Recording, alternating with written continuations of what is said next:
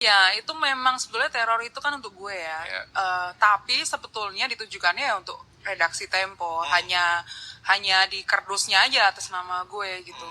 Waktu itu gue dan Egi gitu ya, yang selalu bersama. Egi tuh dampingin gue. Egi tuh jadi buddy gue, Kang. Jadi kalau teman-teman nggak tahu di balik layarnya, gue harus dievakuasi ke tempat yang berbeda-beda. Ya. Jadi selama sebulan, ketika gue keluar, itu gue harus nyamar pakai kerudung, pakai kacamata. Yeah. Ada sih fotonya, nanti bisa Iya. dilihat.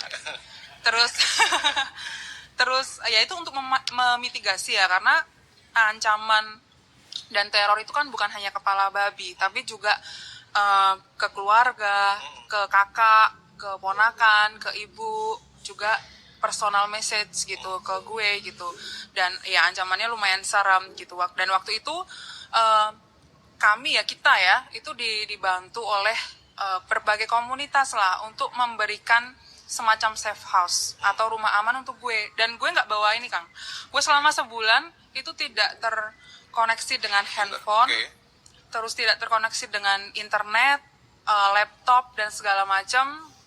Gue juga nggak tapping kan, gue nggak bekerja gitu. Jadi gue fokus diselamatkan untuk dipindah-pindah safe house untuk tadi supaya eskalasi terornya itu turun dulu gitu. Dan gue cuman bawa handphone ketika gue di kantor. Jadi handphone gue itu gue taruh di kantor supaya mengaburkan misalnya peneror itu mendeteksi gue di mana ya di kantor gitu.